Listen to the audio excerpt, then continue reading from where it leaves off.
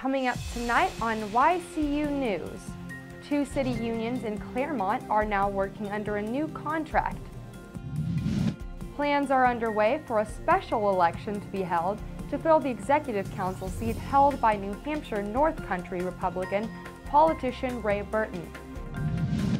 And the date for people to comment on 2 proposed food safety regulations is being extended. For more news, weather, and sports, it's time for YCU, your local view. Now, your daily digest of the Dartmouth Lake Sunapee region and central Vermont. News, sports, weather, public affairs, and all that's happening in our area. The news on YCU, your local view. Good evening, and welcome to this Friday edition of YCU News. I'm Rose Spillman. 2 city unions in Claremont are now working under a new contract. Members of the Claremont Police and Fire Departments will receive a raise for the first time in 5 years. But they also will be asked to contribute to their health insurance costs for the first time. City officials finalized police contract details after Wednesday night's City Council meeting. Both fire and police contracts are for 3 years. Each department's contract varies and how city workers will earn more money over that 3 years while paying toward medical insurance. Overall, City Finance Director Mary Walter says the cost to the city and taxpayers will work out to be the same per department. A new contract is yet to be resolved between the city and the Department of Public Works Union. Plans are underway for a special election to be held to fill the executive council seat held by New Hampshire North Country Republican politician Ray Burton. Burton died this week of complications from kidney cancer. Governor Maggie Hassan is working on the date that the election will be held. Burton served the state as a councilor from District 1. Meanwhile, a public memorial service to honor the life and legacy of Burton is set for 1 p.m. on December 14th at Plymouth State University. The ceremony will be held in the school's student union, reports New Hampshire Public Radio. The date for people to comment on 2 proposed food safety regulations is being extended for a week. In response to a request from New Hampshire Congresswoman Ann McLean Custer and other lawmakers, people now have until next Friday, November 22nd, to share their thoughts. The proposals represent the first time in decades that the Federal Food and Drug Administration has updated its food safety guidelines. The online site where people can comment has not been working properly. The website, www.regulations.gov, needed technical upgrades. Custer said today that it is vital that New Hampshire farmers have a chance to let federal officials know how the changes will affect them, as well as farmers across the country.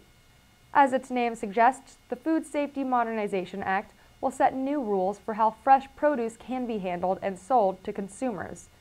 Many of the Act's upgrades apply to large commercial farms.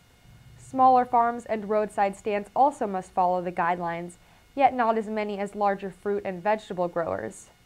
In August, at least 100 people from Vermont and New Hampshire filled an auditorium at the Hopkins Center in Hanover. There, the audience heard 2 FDA officials explain the new fresh food guidelines. New Hampshire Agriculture Commissioner Lorraine Merrill and Vermont Secretary of Agriculture Chuck Ross also listened to area farmers' concerns about the act.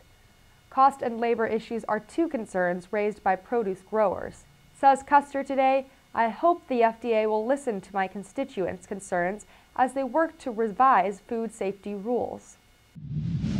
Medical leaders with the Atlanta-based Centers for Disease Control and Prevention say it's important for newborn babies to receive a vitamin K injection at birth. The CDC, in a report, says it has identified a cluster of newborns in Tennessee with late vitamin K deficiency bleeding.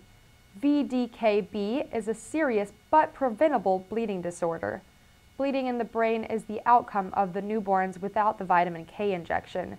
In each of the 4 cases, the CDC reports, the infant's parents declined the child's injection of vitamin K at birth.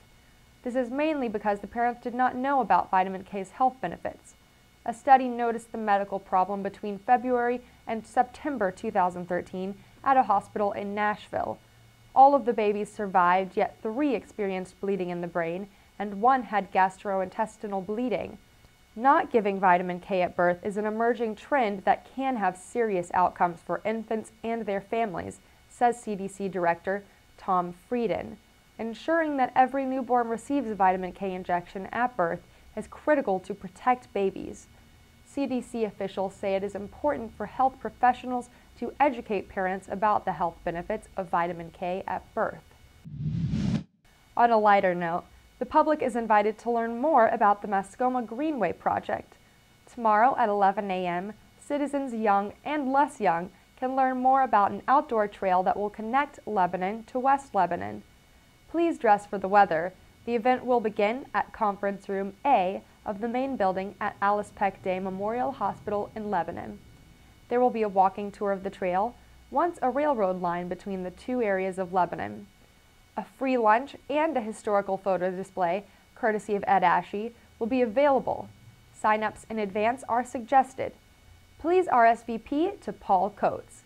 He can be reached at 603-448-5121 or by email at paul.coates@lebcity.com. Now Matt McDonald will have a look at our weather for the next 5 days, and he'll take a look at local college sports. Tomorrow we'll have a high of 53 degrees with lows in the 30s. Sunday we'll have highs in the 50s with a low of 47 degrees. Monday will be raining with a high of 55 degrees and lows in the 20s. Tuesday and Wednesday will cool down to have highs in the 30s and lows around 20 degrees. If you're looking to get out this weekend and enjoy the winter season, head on over to the Wendell Barwood Arena in Hartford this Saturday for ice skating between noon and 1:30 p.m. And now let's take a look at some New Hampshire and Vermont college games from the other day. There was a quarterfinals game as the Colby Sawyer men's soccer team took on Norwich University on Wednesday. The game took place in Northfield, Vermont. Colby Sawyer was unable to score, causing a 2-0 loss. Colby Sawyer has a final season record of 9 wins, 9 losses, and 3 ties. Norwich University, however, has 12 wins, 4 losses, and 4 ties as they continue on. And the UVM Catamounts men's basketball team had an amazing game Tuesday night. They played against Siena with a final score of 77-66. Stay tuned to next week where we'll have local high school sports highlights, and be sure to catch our YCU Game of the Week this weekend to see a football game between Stevens and Mascoma. Also, we'll have highlights from the Stevens versus Epping Newmarket game next week. Thanks, John, and thank you for joining us for this Friday edition of YCU News. Don't forget to like us on Facebook and follow us on Twitter. And you can watch our program anytime online at www.ycunow.com. I'm Rose Spillman for YCU, your local view. Good night.